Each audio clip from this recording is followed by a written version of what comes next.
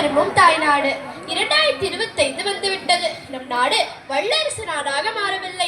ஆனால் நம் நாடு உலக நாடுகளே சிறந்துள்ளது என்று மகிழ்ச்சி அடையலாம். ஆனால் இது முழு வளர்ச்சியாக இருக்குமா? நம் நாட்டிற்கு பெரும் முட்டுக்கட்டையாக இருப்பது இது தெரியுமா?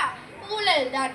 எங்கும் ஊழல், எதிலும் ஊழல். தாய் நாட்டில் இருந்து கொண்டு தாய் நாட்டிற்கே கேடு விளைவிக்கும் ஊழல் நமக்கு தேவையா?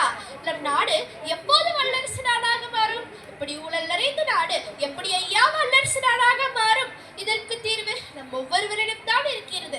ஊழல் நிறைந்த ஆட்சிக்கு நாம் அனைவரும் கடும் எதிர்ப்பு தெரிவிக்க வேண்டும். ஊழலற்ற ஆட்சிக்கு நாம் வரவேற்பு கொடுக்க வேண்டும். நம் நாடு ஜாதி, மதம், இனம் போன்ற வேறுபாடுகள் இல்லாமல் நாம் அனைவரும் பாரத தாயின் பிள்ளைகளென கருத வேண்டும்.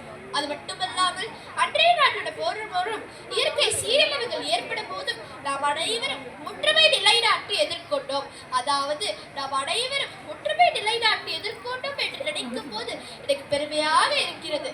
அடுத்து விவசாயம்.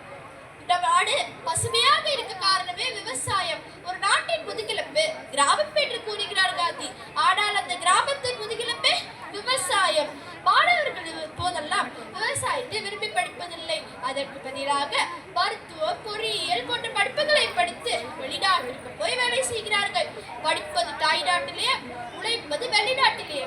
இன்னைக்கையா இது நாளுக்கு நாள் விவசாயம் செய்பவர்களின் எண்ணிக்கை குறைந்து கொண்டு தான் இருக்கிறது. இதற்கு தீர்வு ஏனையா விவசாயத்தை ஒரு அரசு பணியாக மாற்றக்கூடாது. விவசாயத்தை ஒரு அரசு பணியாக மாற்றினால் நாடு பசுமையாக இருக்கும் ஐயா. அது மட்டுமல்லாமல் மனிதன் சாப்பிடும் ஒவ்வொரு பொருட்களிலும் கலப்படம் தான் இருக்கிறது.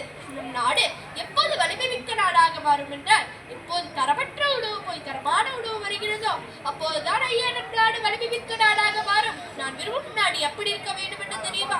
நான் விரும்பும் நாடு அதுவே என் தாய் நாடு. வறுமை இல்லாத ஒரு நாடு, வலிமை மிக்க ஒரு நாடு, ஜாதி மத வேறுபாடு இல்லாத ஒரு நாடு, எங்கு பார்த்தாலும் பசுமையாக இருக்க ஒரு நாடு. இப்படிப்பட்ட நாட்டில் தான் ஐயா நான் வாழ விரும்புகிறேன். இது ஒரு கனவாக கூட இருக்கலாம். நம் அனைவரும் ஒன்று சேர்ந்தால் இவரிடமாக்கலாம். ஒன்றுபட்டால் ஒன்று வாழ்வு, வறுமை ஒழித்தால் வல்லரசு ஆகலாம். மாணவர்கள் அனைவரும் இம்மண்ணில் கிடைத்து நம் நாட்டில் நுழைத்து நம் நாட்டை வல்லரசு நாடாக